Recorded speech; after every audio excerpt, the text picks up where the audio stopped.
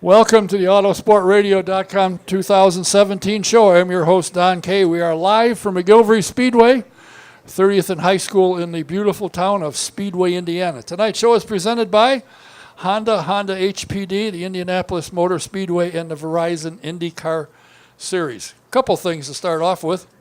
How many watched the finale? How many liked the pole winner? How many like the race winner? How many like the champion? Well, we've got one that's going to be a champion shortly, but the next thing I want to mention is that next week is SCCA week, runoffs at the Speedway, and my first guest is going to be Todd Brayton, who is, for those of you who don't know, Scott Brayton's brother, and his son Hunter, who is running SCCA. They will be here, and I'm trying to get an official from the SCCA to join us. I want to remind you that the time is counting down. The Foyt exhibit is running down. At the end of the month it leaves, and they've got somebody new coming in, and I think it's going to be Scarlett. They're going to have the highlights of her career. But if you haven't been there, there's the brochures up here. Help yourself. And if you would like some of the Speedway posters of the cars, help yourself. We have some up there as well. And I also want to mention, put on your calendar, October 19th. That's a Thursday night. The Indiana Racing Memorial Association, IRMA, is having, and they didn't name the storm after IRMA. They're having a fundraiser. It's at the Sexton Cars of Yesteryear Museum, which is located at 131 West 22nd Street between Capital, Illinois and downtown. The admission is $45, which includes food and beverages. I'm sure ice-cold adult beverages as well. You can purchase tickets by going to their website. It's www.indianaracing.org, or you can make a check payable to IRMA. You can mail it to Three Sisters in a Trunk at 1434 Main Street in Speedway, zip code's 46224. Or you can drop it by their office, again at 1434 Main Street, Three Sisters in a Trunk. It'll be a good night, a lot of fun. Hope the heck you have time, you can come on by. Mark your calendar. The 19th of October, and one of the guests leading up to that will be the co-founder, Dr. Mark Utzler. Also want to mention, if you are like I am and blessed with the knowledge of how to run a computer, but most of the time it doesn't work, call Jack at Computer Overdrive. They're located at Lyndhurst and Crawfordsville Road on the northeast corner. Give him a call, tell him your problem. He can help you set up a time and get it taken care of. His number is 317-328-0766. Now my first guest, no stranger to autosport, fortunately. He has been here and he has utilized to the max the Mazda Road to Indy program, and if he couldn't make the step forward, he went back and ran again in the series he had come from. He's been a winner. He has been, CNN named him one of the most intriguing people in America. He's been won a group that was to be on the Larry King show, and he won that and it appeared there. He's represented a lot of organizations dealing with kids and trying to keep them out of trouble. Now he signed a 3-year deal. He's been very quietly working, and when it didn't work, as I said, he went back and ran in the series again. It didn't bother him, but now he's got it done. He's an IndyCar driver, 3-year contract.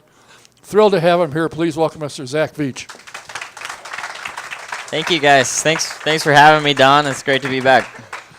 Always enjoyed having you. You know, the thing that intrigued me the most is, I know, because you and I talked a little bit, and you have been working diligently to get a sponsor, but you've never made a big deal. When somebody says, yeah, we're working on it, kind of quietly, and all of a sudden, bang, it hit.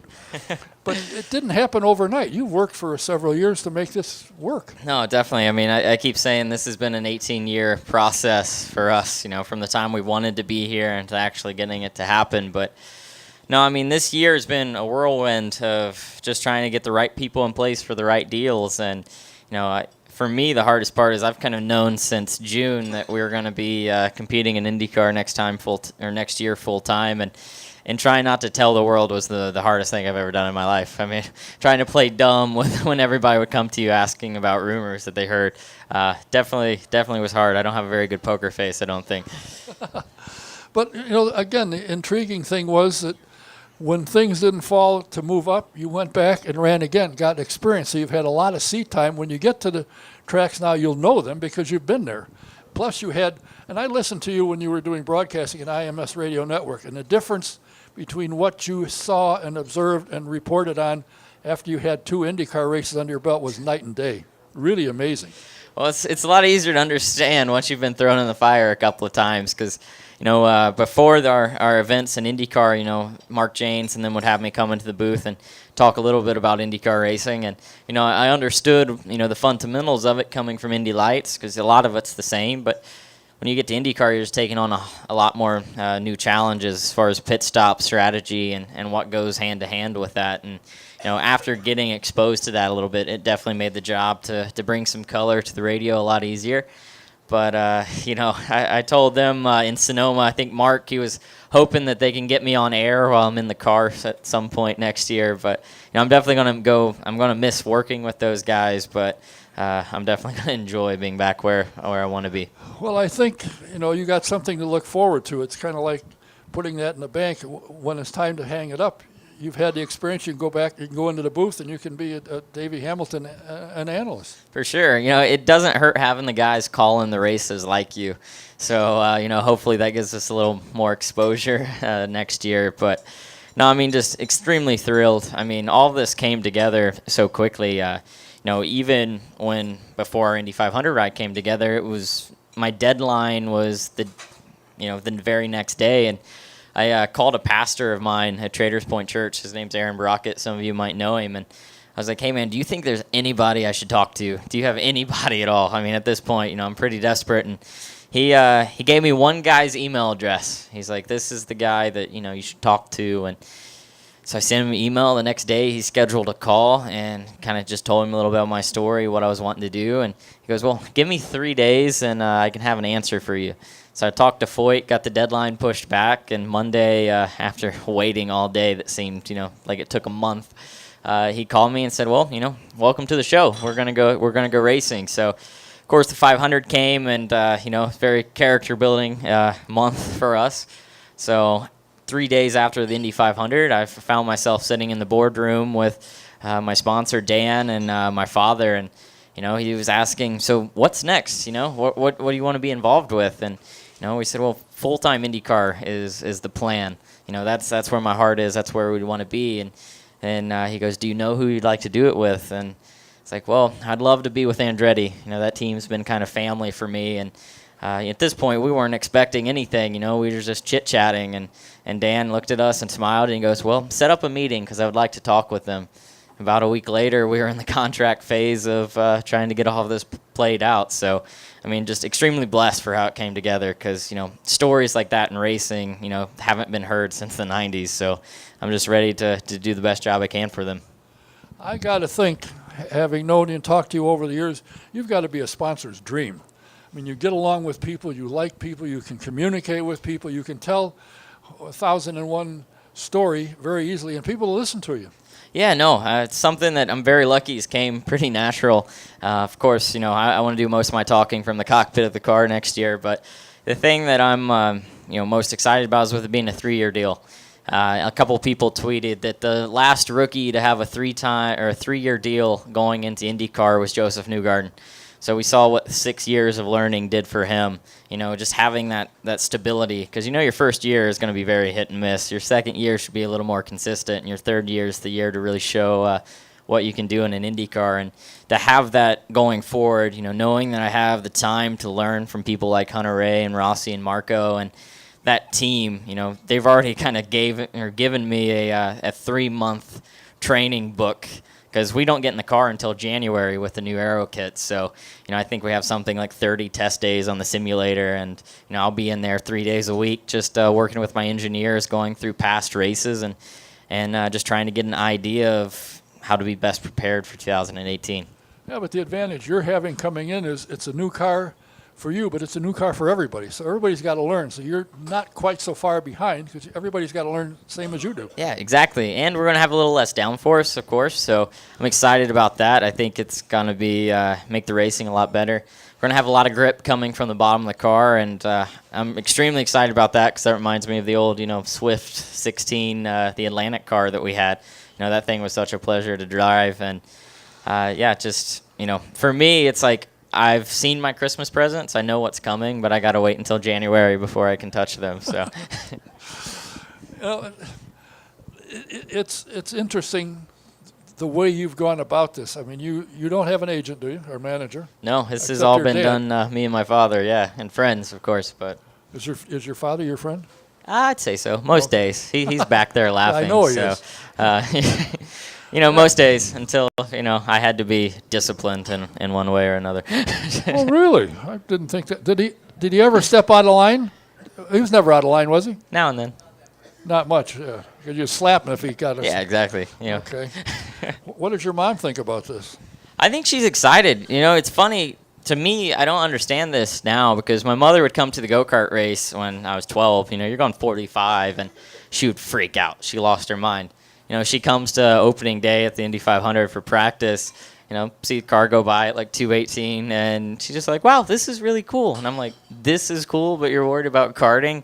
But her idea is everyone knows what they're doing at the speedway, and the cars are real safe. So luckily, I don't have to worry about her, grabbing my ear too much now. Do you have any of the same crew that you've had with Andretti as you've been through the Mazda Road to Indy program? Yeah, actually, that's something I'm excited about. There's going to be, for sure, 2 guys on my crew next year that were wrenching on my car in Pro Mazda and Indy Lights. So that's going to be a unique experience for me. And, we haven't gone through set crew yet. That's still something that's going to be coming as we get later into the winter. But something I'm extremely, ready for is that my car number is going to be 26. So in Indy Lights, when I was driving for Andretti, I got my first wins for them in the number 26 Replay XD cars. So to be able to carry that number from Lights to IndyCar with them was something really cool with me. And we were all sitting there talking, and we were having early in the meetings, and I made clear, one thing I want out of this. I want the 26 number if we can get that. So, we luckily we did. You didn't have anything to do with Sato leaving, did you? So you could get the car number? No, not at all. That decision was made long before we got there. But unfortunately, with Sato going out, because honestly, when we were talking with them, we were eyeing to be the 5th car there. So Sato was going to be the 4th, and we were extremely excited with that because it's just another guy to learn from. He's someone with a lot of experience, but. As the only rookie coming in next year for the team, you're going to have 3 very experienced guys. Just got to learn as much as I can and try to be as helpful as I can early on. And, it's been fun for me, seeing all 3 of them so welcoming. Although I am worried, everyone keeps talking to me about how Andretti's always been fun with initiation of rookies and pranks. So I'm living in fear right now because each of them have all kind of shown their cards of what's going to happen. So I got through the announcement without a pie in my face, but I hear it's coming. Oh, really? They would do that to you, a nice guy like you? I think that's actually working against me when it comes to that. How much has your trip through the Mazda Road to Indy program set you up that you're ready to go? Now, you've been in 2 races in IndyCar. How has it been as you've progressed? Do you feel you are now ready for IndyCar? For sure. I mean, that's what the whole ladder series, it's goal, right? It's for me, SF 2000, Pro Mazda were great learning tools, but I think I gained most of my knowledge in Indy Lights just because that's closest to what you're going to experience. The speeds are up there, 200 miles an hour at Indianapolis. The crews are there, and the dedication you have to have as far as engineering and working with your engineer is what you're going to be facing in IndyCar. So I think Indy Lights has prepared me more for IndyCar than any other step on the series. Luckily we had 2 years there with Andretti. We had that tough year where we broke our hand, didn't have much to do, and Brian Belardi and John Brunner, of course, sent back there, gave me my opportunity to come back in Indy Lights and kind of restart my career at what we thought was a dead end. So, it was fun to kind of see, the difference of having a year to step away from it, even though that we didn't want it. But I think it was a positive because you step away from it for a year, you see it from a different perspective. So when you do get thrown back into it, you just understand it a little bit more. But we had a lot of fun last year. It was learning the new car in Indy Lights was tough. I think we kind of figured it out towards the end of the year, but it's a little closer to the IndyCar, so I think that's helped me even more. Well, how about as you moved up when you went from USF 2000 to the Pro Mazda and the Pro Mazda? Did they prepare you for the next step in those two series? Yeah, I'd say so. I mean, USF 2000 Pro Mazda is very close. So, you're just kind of getting the fundamentals at that point. You're learning how to control a car and race a car in F2000. Pro Mazda is just throwing a little bit of speed onto you. Then you get to Indy Lights, and it really opens your eyes because you go from IRP to Indianapolis, and that what a stark contrast that is. But it's incredible. I mean, we see the champions moving up, guys getting to IndyCar. Just Newgarden, our Indy Lights champion, is now our IndyCar champion. So that's pretty cool. It shows that it's working and just gives all of us young guys hope that we've learned what we needed to. Now we're ready to showcase what we can do and progress into IndyCar. Well, who knows? Maybe you'll usurp Joseph, and you can do what he did the first year with Michael, because you've driven for him before. You know the people, you know the operation, you know how they click. And coming from Belardi, who everyone knows and they follow the Lights series, that Belardi puts a good car on the track without any question. Yeah, of course. That's one thing I'm excited about from this standpoint is we're kind of making a little bit of history of being the first driver to do all 4 steps of the ladder with a single team. And now I think that's going to get a little harder to do because, I don't think anyone's involved in all 4 ladder steps full time right now. So, to do F2000, Pro Mazda, Indy Lights, and now full-time IndyCar with Andretti is, really unique for all of us there.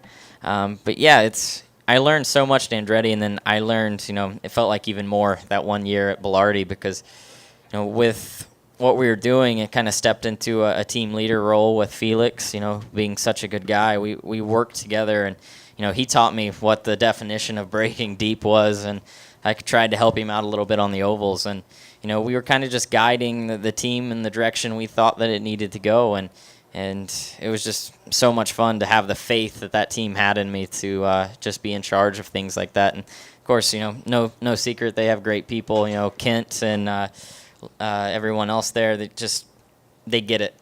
They put the hours in, and that's the thing I loved about it. It was a family. You're going Indy Lights racing because that's all you cared about. I'm going to get a call on this, so I'm going to make a mention. Tip your hat back a little bit. Somebody said I get calls say, with the light, I can't see their face. Sorry about that. Yeah. Oh, don't be sorry. I mean, the lights are bright. I understand. I'm getting old. My eyesight's going bad. Well, see, the funny story is I'm wearing the hat because 3 times today, so this is kind of a question. I'm thinking heavily about cutting my hair off and going back to very short hair because on 3 separate occasions today, some people are clapping. That's good. I've been called a lady. First we were at Sam's Club with my girlfriend, and they're like, "Thanks, girls." And then we walk into a Jimmy John's, and they're like, "Hey, ladies." And then we were having dinner with my family, and the guy points to me, and he's like, "Miss, what can I get you?" And I'm just like, "All right, this is a sign. I need to." Now I'm not sure how they could mistake. Your young lady is sitting back there, and she's pretty good looking, and there isn't any question what she is. Yeah, very, very lucky, but maybe they're seeing what they want to see with that one. Yeah, but when you talk, you don't talk like she does. Yeah, I try. Are people starting to recognize you around town now? I mean, you've been living here for quite a while and been around. Are you starting to get recognized? A lot more this past week because I think the announcement came out and the first question was like, who the heck is this kid? And now I've kind of burned myself into their memories, so hopefully they start paying attention. But, I think I'll answer that question again in 2020 when our 3rd season of IndyCar is coming up. Hopefully it's a much different answer. Now, you're sponsored by 1001. What is 1001, and where are they located besides here? Yeah, so Group 1001 is a group of insurance companies here located in Indiana, particularly in the form of retirement and life insurance. So it started off, as a partnership with Guggenheim, and then rebranding within their organization. So technically the company is about 15 days old, but obviously it has a lot of history with the rebranding. So, they've had an opportunity to go into a lot of sports, and they've stuck with IndyCar. This is their first venture into motorsports. So I think that not only says good things about our program, but it says good things about the sport. For them to be able to look into IndyCar and see that has the value that they want to have in their company is something that I'm excited about, because hopefully more people start to follow that trend. But yeah, they're located just kind of in Carmel, just above 465, right in the middle of the state. Now, does this mean that you're gonna make an appearance somewhere? You're gonna start telling me how to buy retirement insurance? We have a whole activation plan we're putting into place. So now I'll spare you guys the details, but next time, yes, I'll have forms up here, and we'll get a lot of you switched over. But no, the other thing I'm excited about is, of course, we had the LPGA event here a couple of weeks ago at the Brickyard Crossing. So I'm excited to say we'll be a part of that event for the next 2 years as well. So I don't know if many of you got to see that, but our IndyCar was on the 18th green to finish up the tournament, and it's pretty cool. I had a lot of questions, though. What happens if a golf ball lands in the car? Do they have to play it? Luckily, the pros are really good. I'm terrible. I started playing like 2 weeks ago, and I jumped into the Pro-Am. And Lexi Thompson and Brooke Henderson were our pro players, so obviously they're extremely good. And they laughed every time I hit a ball. So it was at that moment I was like, all right, I'm just going to be, the cheerleader here, tell everyone good job. Do you want some water? That's all I could bring to that team. Yeah, those two young ladies did rather well here. Yeah, Lexi won, so that was very exciting. Fear not, by the end of the 3 years, you'll be playing golf. That's the plan. You'll probably go out with Shelby and play, and you'll go with Darren Manning. And Darren will take your money, and you might get Shelby's if you work on it a little bit. Well, the whole golf thing. AJ Foyt the fourth, he gets out there and he donates too. Well, the funny thing is the golf has kind of slowly become my focus, because I was sitting in a boardroom with Michael Andretti and my sponsor and, of course, my dad, and we were going over the contract. And, they're just like, there's this one part we really want you to focus on. And I was like, okay, what's that? And it's like, well, we don't want you rock climbing for the next 3 years. And I'm like, fair enough. That was a hard pill to swallow. But, I think I'm okay with putting it on the side to drive an IndyCar for 3 years. I was going to ask that question because I know that's something you enjoy doing. And you haven't fallen yet, so you still like it. Yeah, exactly. I think it's like anything else. You keep doing it until you get scared, and then you feel like you got away with something, and then you just leave forever. But no, we did it really smart. But I think, I say it best. It's kind of the same with racing. It's all the law of averages. It's not, if you're going to hit the wall, it's win. So climbing's more like, it's not if you're going to fall, it's win. So, we've been lucky. I'll take our luck and use it in 2018. Is there anything else? I mean, if you wanted to drive a sprint car, can you do that? I think that's frowned upon as well. Oh. I think, basically the contract says you can't have fun anywhere but except an IndyCar, and I'm perfectly fine with that, because, that's still a lot of fun for me. So right now it's just been training. We've been working with St. Vincent's. They're a group downtown, and I got persuaded to kind of go there after my test with Ed Carpenter, because that's where he trains, and they've been doing a great job. We're up 10 pounds since the Indy 500, so the heaviest I've ever been in my life, a whopping 129 pounds. Whoa! So, prepare yourself on that one. So we got a lot of work in front of us for the next 3 months to get ready for testing, but we're well on track, so I'm excited about that. I was going to comment that you're starting to look kind of, muscular. It must be from all that hard work. Now, 129 pounds, my clothes weigh that without me in them. Well, we got a little different size shirts, Yeah. That's. But no, I mean, I look at it as Sato's 132 pounds. So I at least want to be that in January, because even then they're still putting like 65 pounds of ballast on the car. So, the crew guys are going to have a heyday with that. But, I think the whole concept of IndyCars, as crude as it is, but it's get strong or die, just because the cars are so difficult to drive. So, I look at that as a challenge I'm ready for, because Barber, of course it was hard, but it wasn't impossible. So, I've been through the hardest race of the year so far, and that was the first time I've been in a race car since October the year before. So, I think if we can get through that on little notice of 2 days before the weekend, nothing's going to be too crazy for us next year.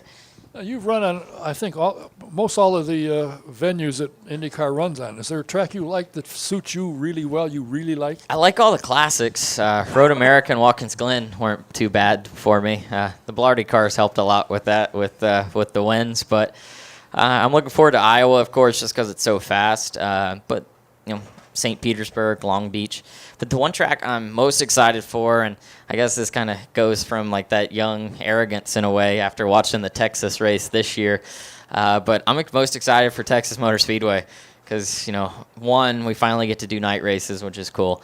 But just watching the racing at Texas, as crazy as it was, watching it in the hotel room, I was like, this is what I want to do. This is why I signed up for IndyCar because it was so intense for that long. I mean, they put on a great show. Dad, are you okay with that part of it? He's focused off on something, yeah. Yeah, he's looking at it in a crazy It's race, just and he wants to processing get in there. his mind. Can't wait. Well, I think the thing he's happy about, the beauty in IndyCar is you don't pay for the crash damage. So, I think he's like, go for it, have fun.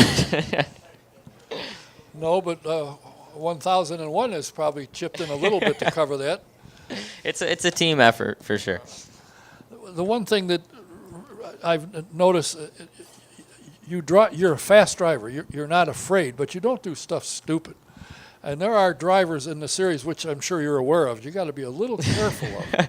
I think Brunner, if he's still in here, he might think otherwise. I think he disappeared. Of course, he only knows that because he was my team manager at Belardi last year. So, we typically stay away from the stupid decisions, but, I'm human like anyone else. I still make them. I think he's never let me forget that I crashed on the last lap at Toronto with one corner to go running fourth. So that's probably been my worst stupidity moment. I'm not going to forget that one anytime soon. Yeah, but see, you got that out of your system now. That's the plan, yeah. That's the thing that you learn in IndyCar. It's like Indy Lights, something goes wrong. You have, that quarter of a second to reply to it and, get everything under control. IndyCar, you don't get that warning. So that's the thing I'm excited about because, you really got to be on top of it the entire time because it keeps you on your toes. How involved with you and generally with the teams is Michael? Does he follow his, Mazda program? Does he keep track of everything that's going on? I know one race this year he didn't go. He was here because his rally car was running over at IRP. But does he help and advise? And if you got a question, is he right there to help you? Oh, for sure. For me, I think he's a little more involved as well, just because we kind of always had that relationship that early on in my career, I'd always go to him right away and say, look, I'm struggling with this. What can I do to fix it? So I think him and I kind of created that bond early on, and that's another reason that this year is going to be so much fun is that he's going to be able to have that kind of influence on me. But through Pro Mazda Indy Lights, he was always on the timing stand, and you could count on him having some positive or negative things to say. But I always tell this funny story, and of course my dad's here because of that. And we were running at Mid Ohio in 2014, and I get out of the car, and I think we qualified like third or fourth, and just couldn't understand where the time was. And my dad comes up to me and he goes, "Well, why are you going so wide? Out of 5?" I'm like, you don't know what you're talking about. Like, just, let me work with my engineer. It wasn't 30 seconds later, Michael comes up to me and he goes, "Zach, why are you going so wide out of 5?" Like, and I'm just like, okay, well, that's one of those moments where you think you know it all and you don't know anything at all. Well, I'll tell you what, I know when I put out the word that you were coming here, I got a lot of responses. Wow, how did that happen? I said, the old-fashioned way. I asked him. Yeah, well, of course. It only took 12 text messages because I'm a little slow sometimes, so I appreciate the persistence. Sorry with the busy week. Not a problem, because I've got a flip phone, and texting on that thing is not exactly a walk in the park. I'm just trying to help your time with technology. Yeah. The more you try to reach out to me, the little quicker you'll get. So really, I'm doing you a favor. I know you are. I'm going to warn you now. I will be texting you. Of course, I have to go through your PR people next time, which is no problem. I know who they are anyway. Exactly. But once you've had some testing time and something, I'm going to call you back and see what you're thinking and how you're doing. Yeah, that's the thing. Can't wait. I mean, I have everything in front of me right now. It's, I always I've said this, that, I feel like up until this point in my career, we've been, driving down a country road. Now we're getting ready to pull onto the highway. So with IndyCar, the future is the limit right now. It's just to see what's going to happen these next 3 years. But, we're not going to be outworked. That's the thing that I think allowed us to get back to Andretti is, Michael's been praising our work ethic there, and that's exactly what I'm ready to do is just get to work, understand what I need to do to be fast in these cars because, it's going to be hard, but as long as you put the effort in, you're going to be there, and that's, I think, what I'm looking forward to most. And he mentioned once 5 times that he's never in his entire racing team ownership had all of his drivers signed before the end of the season. He's got everybody signed, ready to go for next year, in your case for 3 years, and I think one of them's a 2-year deal he's got going. Yeah, that's the thing. Everyone at Andretti has at least a 2-year deal right now. So it's fun for me because I know who my teammates are going to be in 2018 and 2019, excluding who comes in for the Indy 500. But, that's the fun of it is just getting to know these guys, forming into a team because that's what Andretti cares so much about is how well everybody gets along. I think he's emphasized that in as many interviews as he can. So I'm excited just to take glue with these guys, stick with them, learn as much as I can, and it's funny for me because Hunter Ray, he remembers me being 15 when I just signed with the team because he was there. So I think it's a little unique for him. So he's been making a lot of fun kid jokes, but I'm just ready to show them that I'm a part of the team and I can help in any way possible. Well, we've seen you when you first started, seen you as you were going along. We've seen you now that you've made your jump. Thrilled to have you here. And as I said, once you get some test time in the car, we'll probably call you back and see what you like and how it's going. Yeah, of course. I'm sure after that first test day, I'm going to be pretty sore, so you might give me a week to recover. I'll wait. But we'll be in here as soon as we can. It's funny, John, he remembers, I took that year off, and first test that I got back with him was Sebring and the Indy Lights car, and it was a 2-day test. And thinking back to 14, when I was in my forum, I was like, 2-day test, that's going to be great. Stepped into the new Indy Lights car. It was 1 o'clock, and I couldn't hold my head up anymore. I'm like, this is going to be a really long 2 days, but luckily they were patient with me. So, well, I know everyone's excited for you, and I know probably not as excited as you are, and your dad, and your mom. But want to thank you for taking the time to come here because I know I'm sure you've been pestered to be talked to when you came here, and I appreciate it. We wish you nothing but the best. Thank you guys. This is the reason we're here. It's not only my journey; it's all of you guys are wanting to come along with me. So I appreciate the support, and that's the thing. I'm so excited what's ahead of me. To know what I'm going to be doing for the next 3 years of my life is such a cool experience because this is what every kid dreams about, and to be able to do it with Andretti and have a proper program, I'm thrilled, and to see what happens in the next few months is going to be cool. We're not going to keep working until we're where we want to be. Of course, that's Victory Lane and IndyCar. I know it's possible. It's just going to take some time. It might not take as long as you think, and I got to, again, take my hat off. You never gave up. You kept plugging along, and you put a program together better than most anybody's done in a long time that I can think of. So wish you nothing but the best. Yeah, thank you guys so much. Andretti, number 26, the new driver. Zach Veach. My next guest is on his way up here. While he's working his way this way, I want to remind you that we're also presented by Sam Pierce Chevrolet in Daleville. You want to come to the country to see why the best prices, in fact, are in the country at Sam Pierce Chevrolet. And you also know why Sam is always at the top of customer satisfaction, because he doesn't stand behind you when he sells you a car. He stands alongside you. Just take I-69 north to exit 34, go east 1 mile, and you won't miss him. Sam Pierce Chevrolet. And are you interested in seeing why Zach has spent so much time trying to get into an IndyCar? Why not take a 2-seater ride? You can call the office at 317-243-7171 and ask for Shonda, or you can go online at IndyRacingExperience.com, pick out a date that works for you, and in the promo box, or when you talk to Shonda, tell them SJ1, you get a 50% discount. It's worth it. It's a thrill, and everyone that's ever done it can't wait. They think it's the greatest thing ever happened to them. Hey, are you looking for insurance for your home, your car, your commercial business? One place to go, Speedway for VP Insurance. They're located at 5004 West 16th Street. Call Mike Pardee. He can help you. And he doesn't leave you.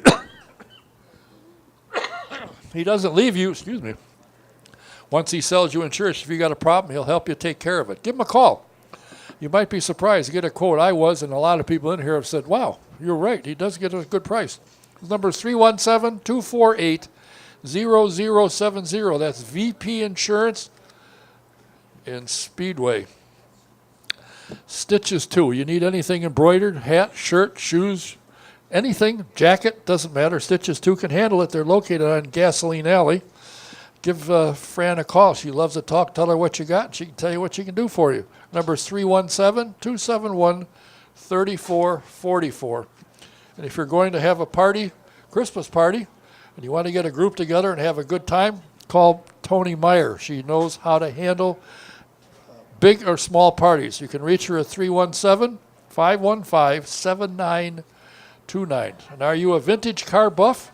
You got to do yourself a favor. If you can't get to one of the events, go to svra.com and subscribe to Vintage Racing Quarterly. It's a great first-class magazine. Some of the cars that you know from years back are on the track and being run as we speak. So check it out. And they also, since Tony bought controlling interest in Trans Am, they have a Trans Am magazine that's also top of the line.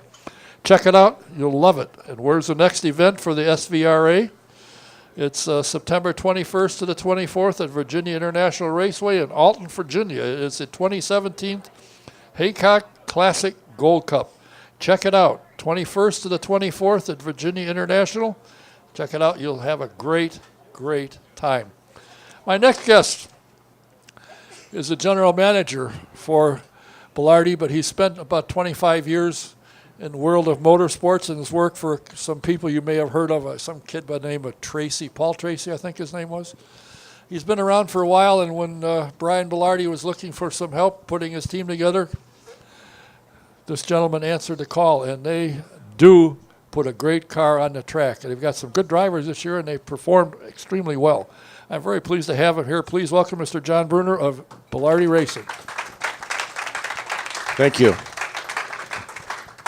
What is it? Now, Brian isn't here. He doesn't live here.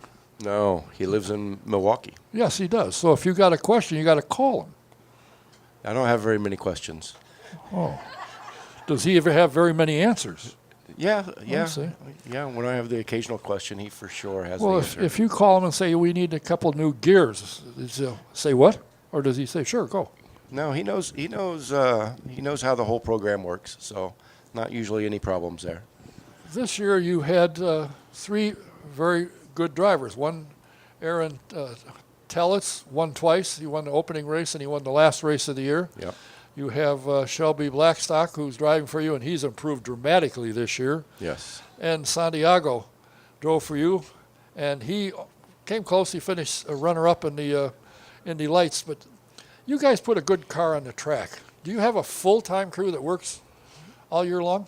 We have a full-time crew that works all along, all year. We don't. We keep our guys together. Through the winters, the crews stayed together pretty much over the 6 years that I've been there for the most part as well. What do you do in the off season? I know there's a some new cars coming around. What's the plan? What do you do? Take the old cars apart and reassemble them? Go through every little nut and bolt? Yeah, you go through everything. There's always things throughout the year that you need to plan for. Maybe little upgrades here and there.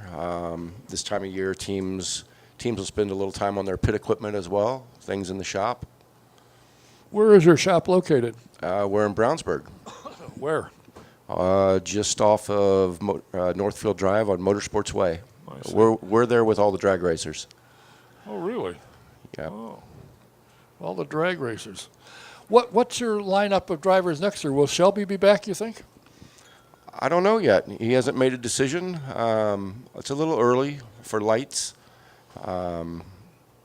We're talking to a lot of drivers right now.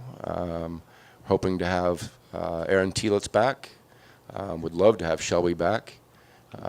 Just waiting to see what's going to happen. Now, I had heard a rumor that Santi, as he's known, Santiago Yeah. Urita, was going to make an announcement in Sonoma, but I didn't hear anything. I didn't hear anything either. He told me there was going to be an announcement as well. Oh, and you went all the way out there to listen, and he didn't do anything. I listened all weekend trying to hear something, I didn't hear anything. Yeah, I enjoyed my weekend at home. Did you? Well, that's good. Well, I enjoyed my weekend at home too, but I was on the computer watching, streaming it. Have you and Brian discussed moving up, or is he happy to stay in the Mazda Road to Indy program? We haven't discussed that. I think we're quite happy trying to be the best Indy Lights team out there. It's one of our selling points, I think, that we focus on Indy Lights. I know you and Juncos Racing do battle every weekend, and you seem to change off pretty good between the two of you. But what is the secret to your success? I mean, you bring in, you've had like a new driver. I think Shelby was just joined you this year, and you have to acclimate yourself to his driving style, because strange as it sounds, you think you get in a car and you drive it, and you turn right, you turn left. But every driver's got his little quirks that he likes, and you got to learn what that is to give him the car he needs to win. Yeah, there's a little bit of that, and there's also, a lot of times we need the driver to change to our car as well. Zach mentioned earlier, he and Felix really helped send the direction of this car development for us. That was a new car. We'd had it the year prior, but having Zach and Felix Rosenquist in the car, that was a year that we really learned a lot of things. We found a lot of speed. So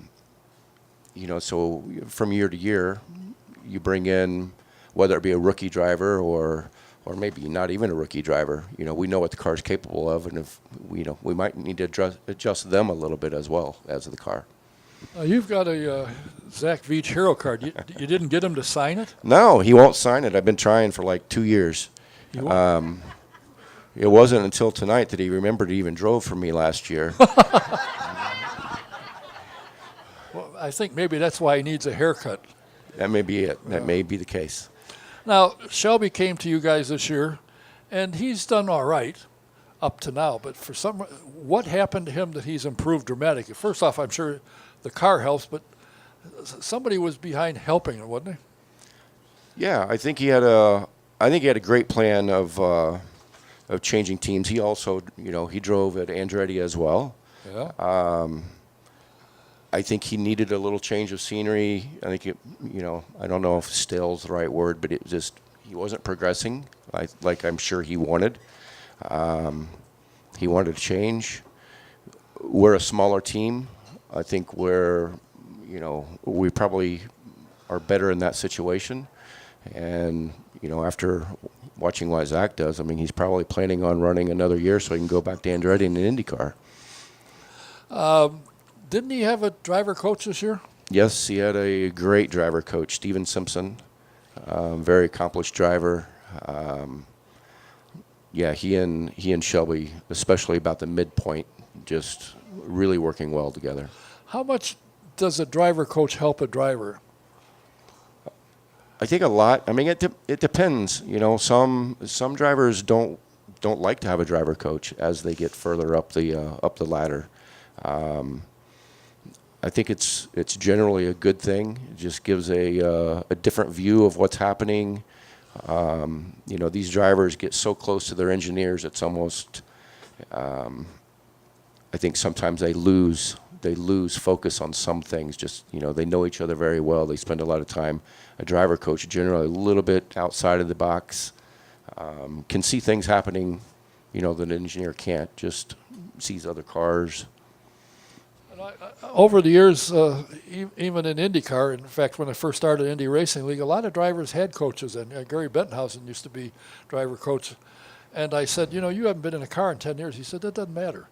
You have to be able to get into the corner and know how to get it. It doesn't matter if you're going, when we were there 190, now you're going 220. It's the same thing. You still got to get to the corner right. And I said, oh, okay. So it can help if a driver wants to listen, and I think if they're going to have one, it's a smart thing to do. Yeah. What is it that allows you, as a smaller team, as you said, to put on such a competitive car? I mean, your cars, all three of them are good. Santiago had a couple of bad races, but he finished finished runner-up in the lights. He made a comeback and came on good. Your cars are always quick. I think it comes down. I mean, we have good equipment. Brian allows us to to do everything the correct way. I have a great engineering department. Our engineers work so hard. The mechanics work, sometimes engineers make a call it's like, oh, we're going to be here a while. And I don't remember ever having a problem with any of my mechanics of not wanting to put in the effort. They've all been willing. It helps that we've been lucky. We've had good drivers for quite a few years now, so that keeps everyone motivated as well. Well, I worked for a couple of IndyCar teams, and one in particular for a number of years. And as I've said here on a number of occasions, there was one team that had a driver, if there was 33 cars started the Indianapolis 500 and 32 of them fell out, he still wouldn't have won. And you have to have the confidence in your driver to put the effort in to give him the car so he can win, and that's huge. And people don't really realize the heck it is. That's enormous. Yeah, no, it helps a lot when you go. We feel every race we go to, we can win, and we have felt that for a few years now. For sure, all of last year we felt like we were capable of winning any race we were heading into, and for sure this year as well. It's kind of fun. You've been around a long time. Do you still get excited when you get to the racetrack and you get the cars out and they fire the engine up and they go out to practice? You still get that get up and go? Yeah, I think if that goes away, the other stuff goes away. I think the fire still has to be there to continue to do it.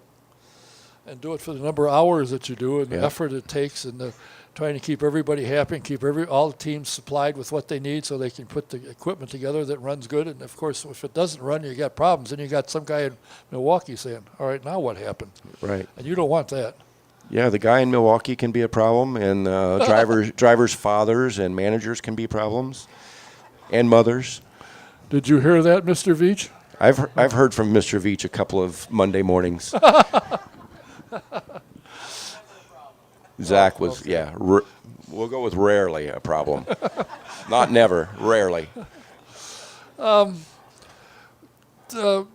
Next year, what do you anticipate? Are you going to run 3 cars again? I would anticipate 3. We're absolutely open to 4. Really? Do you have a 4th car and a crew to run another car? No, but that part's not that hard. No, I suppose you just got to call up and say, want a car? Sure. Right. Please. Thank Right. you. Yes. Do you have the capability to run 4 cars competitively? I believe so.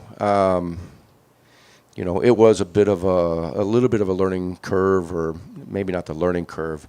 It was a little tough this year when we switched to 3 from the 2.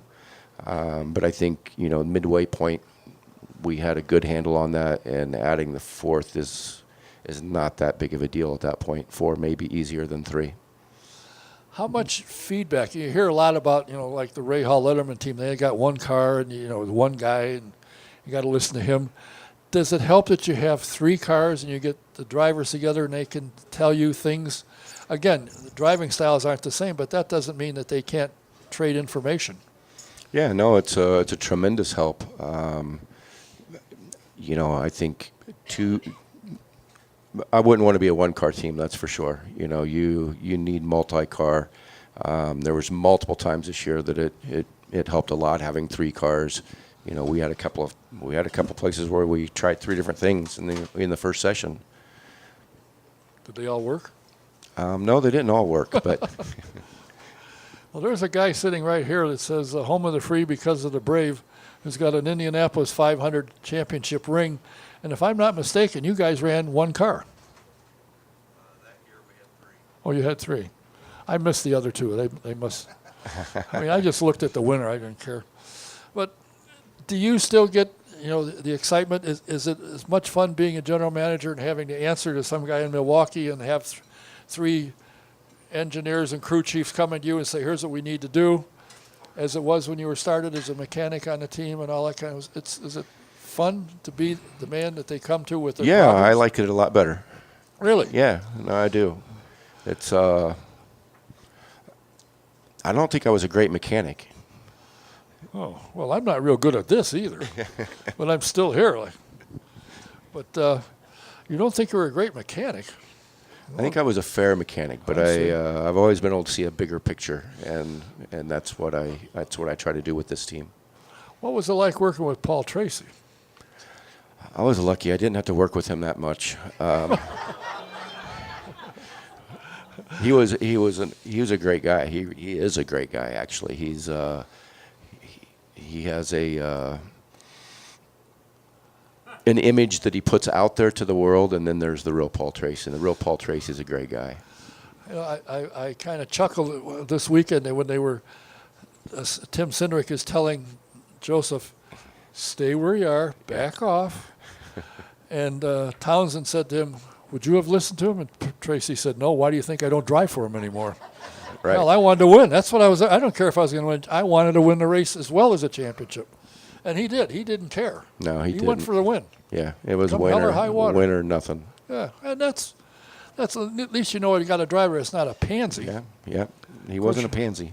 Of course, you might have to scrape the car up every so often because things fell off up against a wall.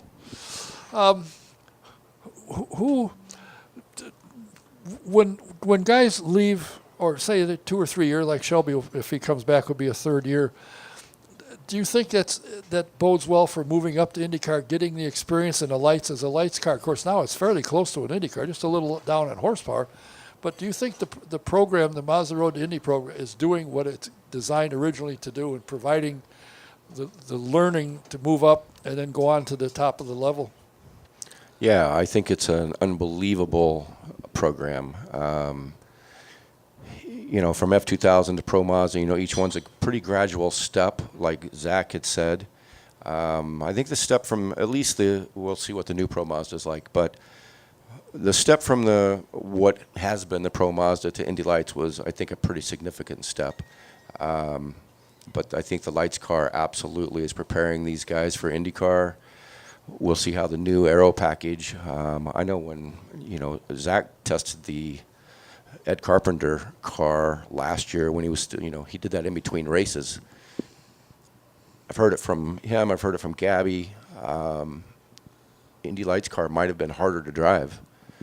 So I think the whole Mazda Road to Indy is for sure preparing these drivers for the next step up. Maybe, my concern is maybe too quickly. I mean, there's quite a few drivers that have come through the Mazda program that can't find seats, that probably deserve seats. These seats aren't empty. There's no seats there. That's the problem. That is a problem. There's fantastic drivers waiting to make the jump. Most of them don't have the patience that Zach had to just work his way, take his opportunities as they came along, and when the chance came to put a program together to move up, he was ready to go. And I think that's admirable. A lot of these guys try and make a step, I think, a little too quick. They don't have. They think they won a championship, but they still haven't got that seat time that they need. Yeah, I think that's true as well. Some of them are trying to make the step a little too quick. I think there's quite a few of them that aren't there that deserve to be there, that have the talent to be there. It's just I don't know what the answer to that is, though. I found it kind of interesting that the USF 2000 champion Oliver Askew got the ride like 15 minutes before they threw the green flag, had very little experience, and wins the championship. So there's a kid that's obviously got some talent. Yeah, I think winners are winners. That's why I expect Zach Veach to win in IndyCar. I think I don't think you should be making any of the jumps until you're winning at the level before. I expect Oliver to win plenty of races in Pro Mazda next year, and probably see him in Indy Lights the following year after a championship again. Is the funding that Mazda provides for the champion of a series enough to get them into the next level and pay the bill, or is it a little short? And it's a little short. It's a little short. It'd be, it'd be great if it was a little better on each level. But to be honest, I mean, they're the only ones doing a program like this, so it's really kind of hard to criticize that. Oh yeah. I'd like to see the champion, the Indy Lights champion, have a better opportunity than just a 3-race guarantee as well. But I don't, I guess we probably need more partners for that. Or you need more people like Zach to go out and knock on doors and be persistent and sell himself. Well, if I was one of these young kids, I'd be trying to hire Zach's dad right now. Really? Hey, yeah, but I bet if the right price come along, you'd say goodbye. Yeah, there's something about racing, and you're an example of it. You get into it, and it's hard to let go. It's an interesting sport. I think, as I've said 500 times, I think you got to be more of a team in racing than most. Baseball, you miss the ball, so what? Guy goes to first, and he didn't get thrown out. Or you throw the thing over somebody's head. Somebody misses a block, which the Colts seem to do quite frequently, and the quarterback gets knocked down. Hopefully he can get up again, and on you go. But if somebody doesn't put the tire on correctly, or they don't fuel the car right, or make some small error, the whole thing goes away. It's a team sport, and everybody's got to understand their job, and they've got to do it to the best. Yeah, it's a team sport with no room for error. You're right. Most ball sports, whatever, you can have a bad inning, you can have a bad down. In racing, if you've made a big enough mistake, your day's over. You're waiting for the next race. And if you're lucky after hitting a wall at a racetrack and taking yourself out, you can still win the championship. Yep. But you got to work like heck to do it. Yeah, it's tough. It's tough to recover. I still think, I like football, and I watch a little base. I'm a White Sox fan.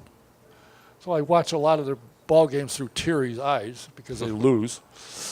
But there's something about motorsports that, I should have walked away 20 years ago, but I love it. I enjoy it. I like the people in it. I like the whole organization. I think IndyCar is doing things right. I think Dan Anderson is doing right with his program, making it possible for you guys to do what you do, and you're training drivers to move on.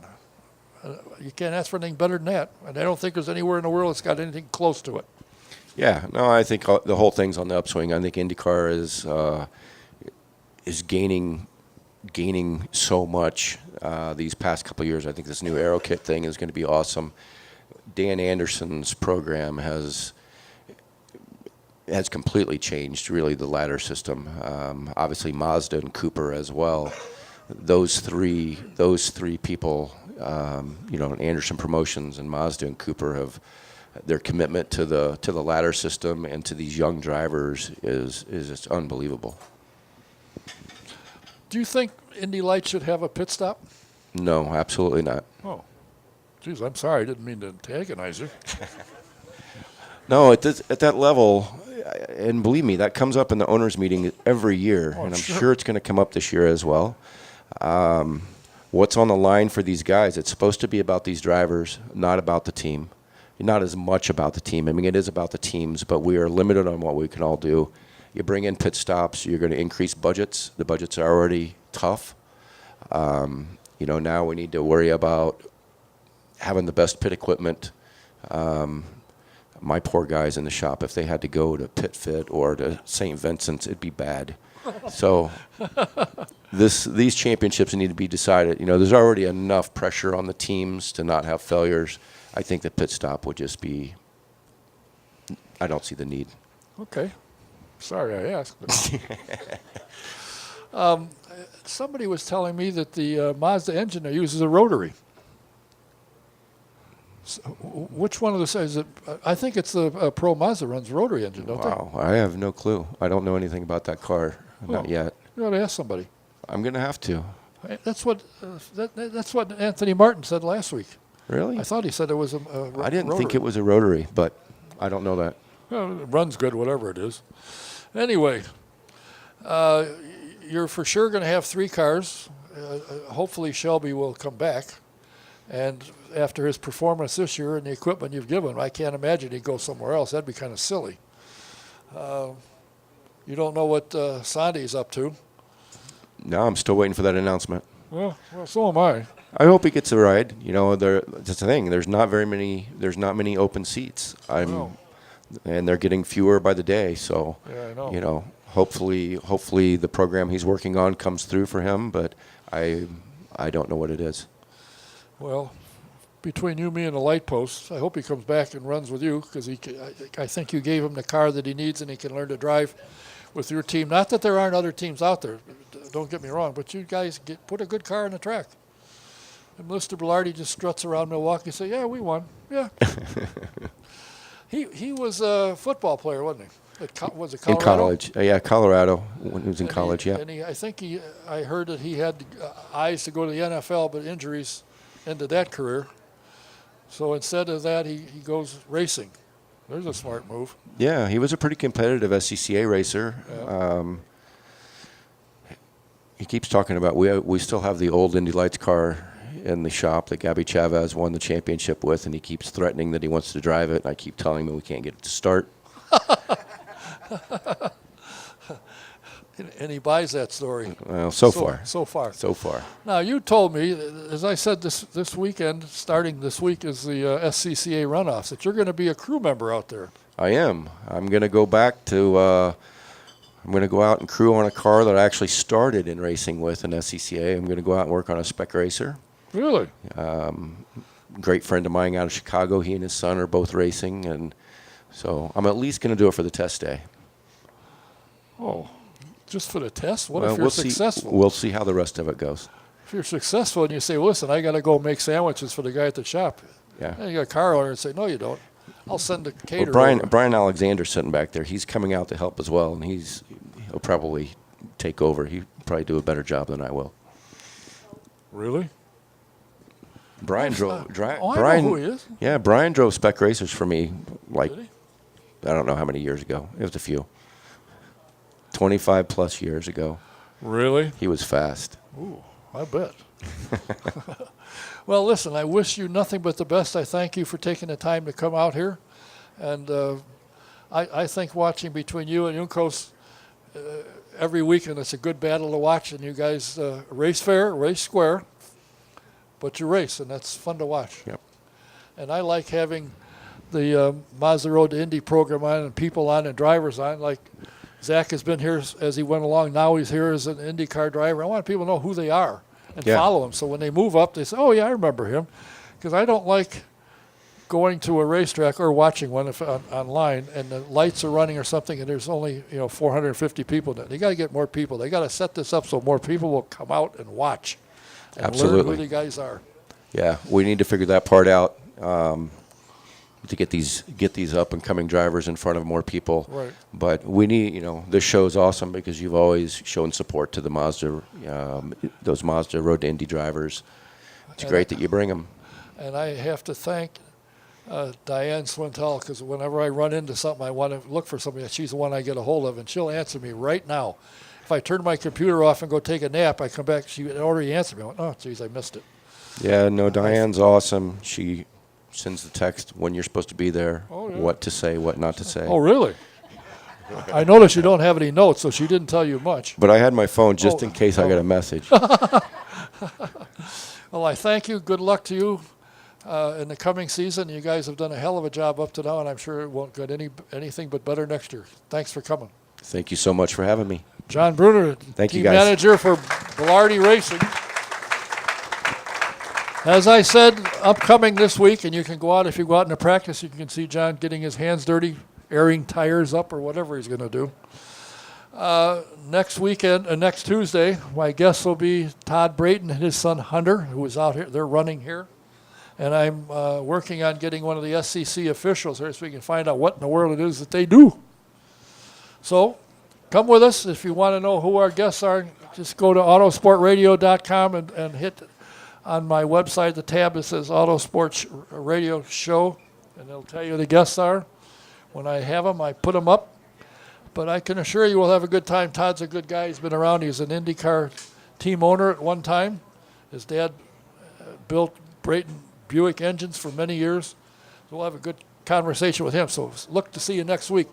In the meantime, I want to thank everybody for watching, everybody for coming out. Got two Hall of Famers sitting side by side, Howdy Bell and Eldon Rasmussen. You can't beat that. Top shelf. And even better yet, Zach was here and he brought his honey with him. That was nice. Until next week, thanks everyone for being here. Thanks, Zach, for being here. Thanks, John, for being here. Until next week, Don Kay saying good night. See you then.